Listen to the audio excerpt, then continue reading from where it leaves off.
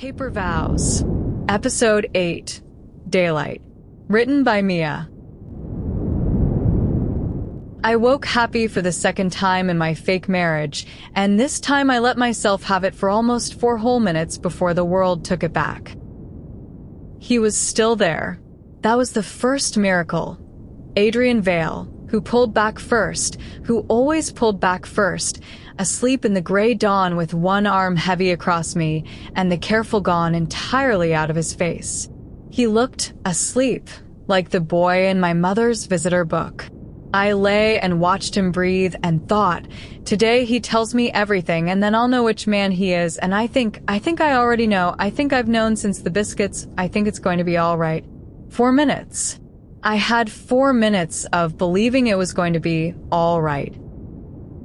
I traced the line of his shoulder in the gray light, the way you map a coastline you mean to return to, and I thought about telling him the moment he woke that I already knew about the biscuits, that I'd found him in the visitor book, age 9. I came 11 times, and that whatever he was so afraid to tell me, I'd half-guessed it, and it hadn't sent me running, and it wouldn't. I had the words ready. I was going to give him daylight before he even asked for it. That is the part one can't forgive the morning for. Not that it took the happiness, but that it took it one sentence too early, with the kind things still unsaid in my mouth. He was warm, too. People always assume the very controlled ones must be cold all the way through, and he wasn't. He ran hot under all that glass, and I'd only just been let in to know it. I lay there in the warmth I'd waited weeks for, and did not know it was the last of it. Then his phone rang on the nightstand, the particular ring he kept for the trust, and I watched him surface and answer it and go, in the space of 10 seconds, from the boy back into the glass. And I watched something I had never seen on Adrian's face before, not once, through Marcus and the courts and all of it. I watched him go afraid. When he said, and then he can't. The notice period is a pause. Who authorized an emergency session? Another.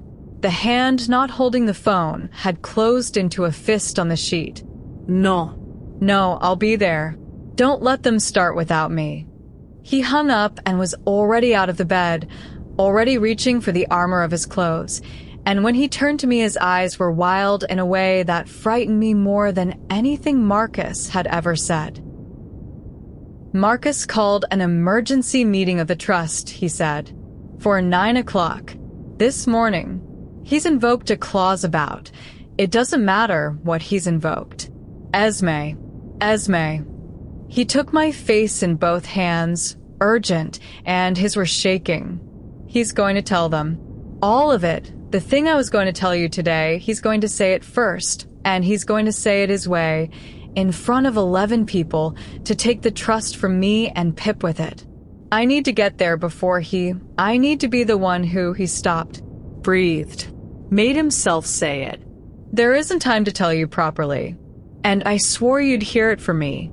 So I'm going to break that promise in the worst possible way and tell you the headline in 90 seconds in a bedroom, and I am so sorry, because you deserved daylight and a door you could leave by.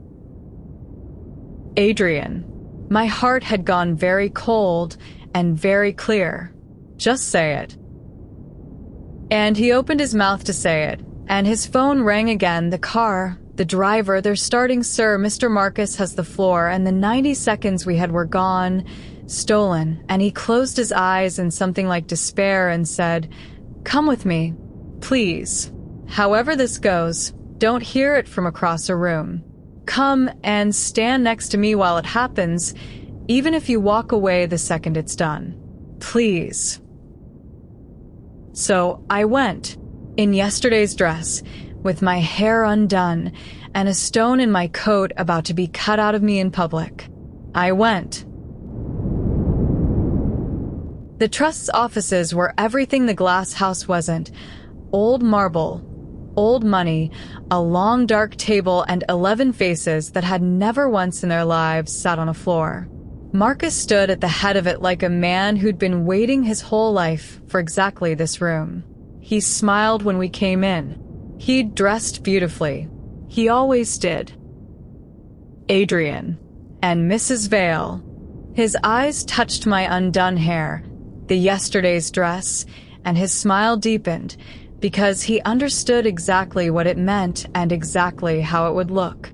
I'm so glad you came. It's better, I think, that you hear this too. You of all people deserve the truth about the man you married.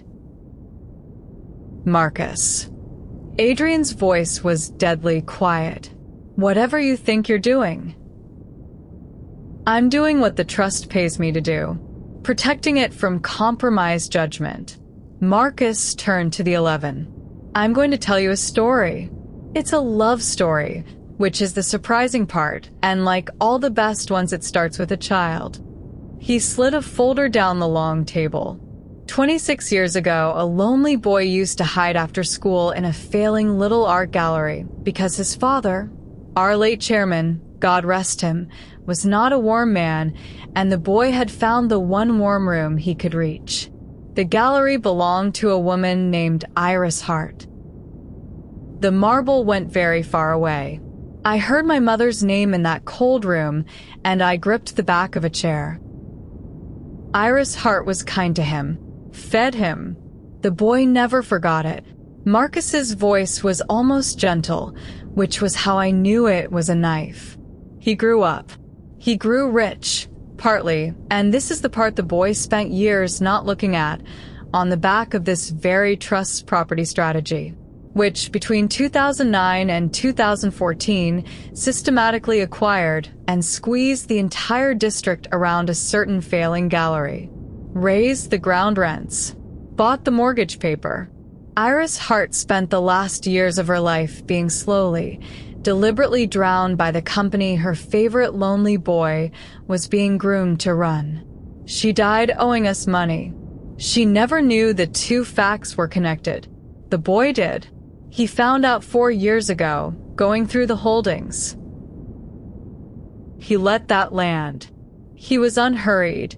He had the room, and he knew it. I want to be fair to my cousin, Marcus went on, in the tone of a man being scrupulously unfair. He didn't build the strategy. He was a boy when it started. But he inherited it and he ran it, and 4 years ago, reconciling the legacy holdings, he found the Hart file. And do you know what this man of such impeccable judgment did? He didn't disclose it to the trust. He didn't recuse himself.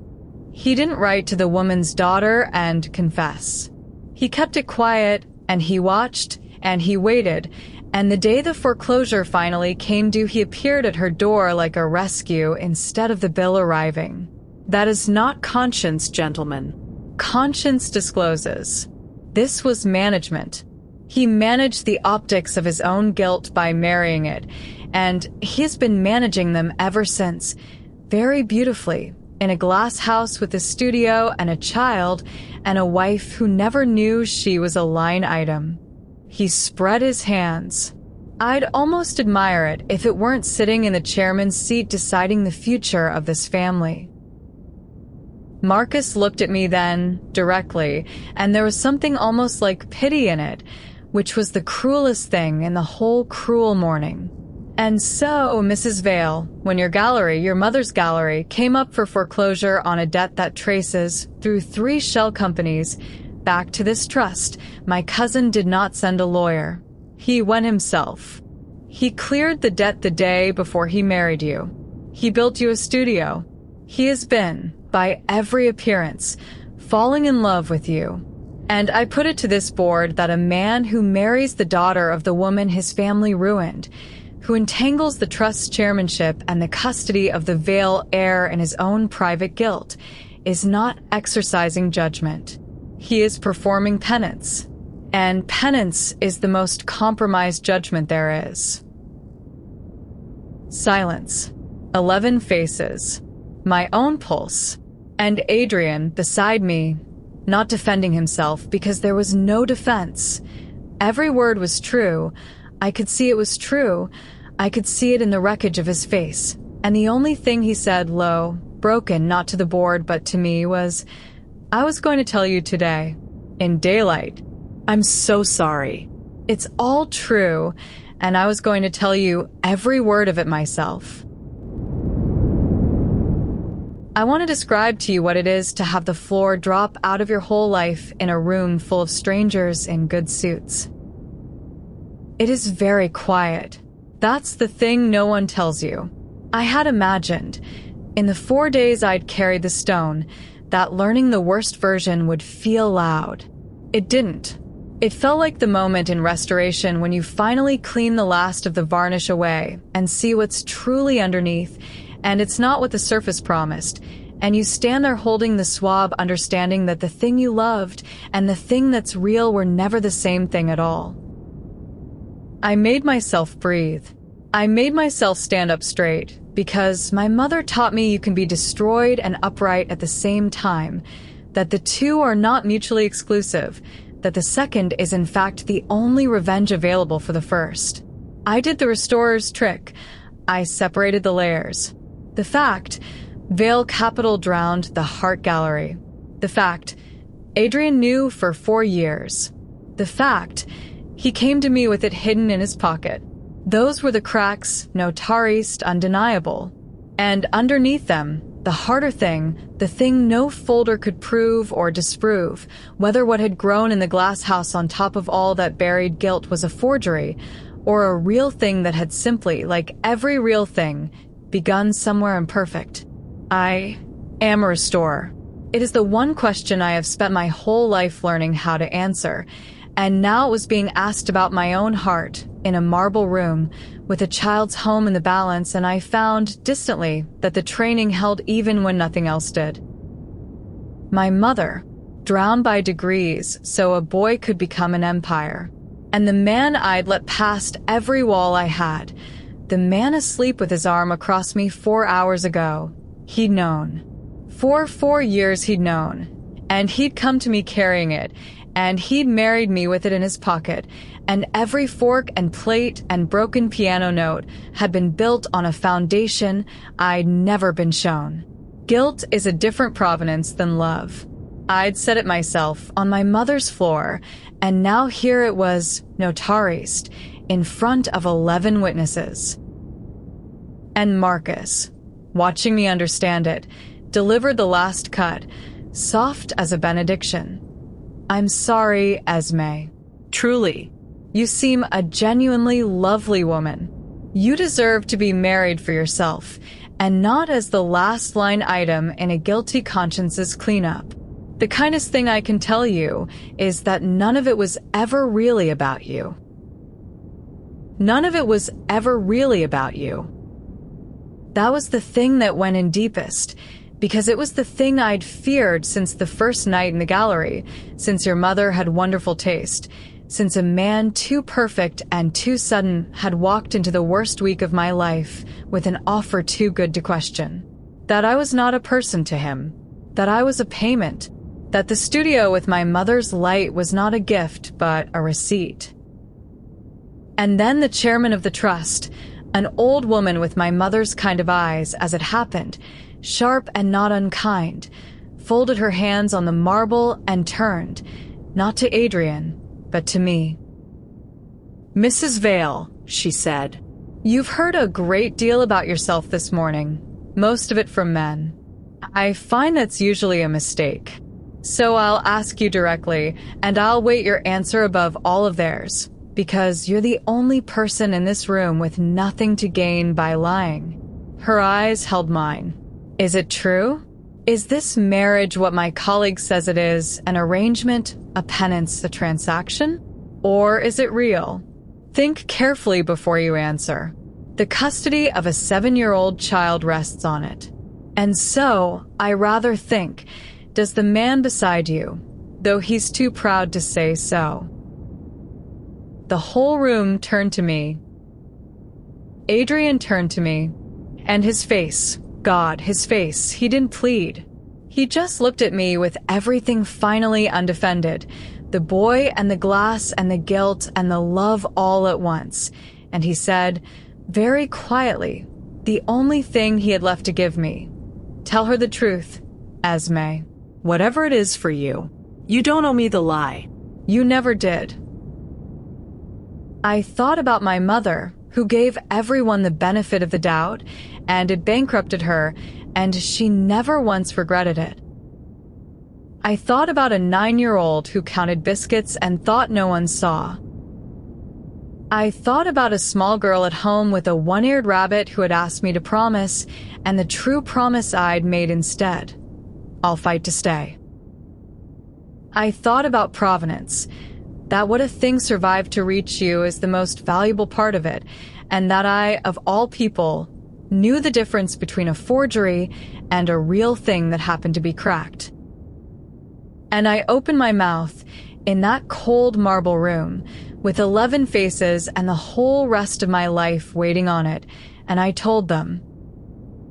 But what I said next, the thing that decided the custody of a grieving child and the fate of a glass man, and which of the 2 marriages I'd been living in was the real one all along, is where it stops being free. To be continued in Episode 9. Episode 9 is live now for Inner Circle members. The first 8 episodes are the free chapters. The rest of Esme and Adrian's story continues behind the door. That was Episode 8 of Paper Vows. If Esme and Adrian have your heart, the next episode is already waiting.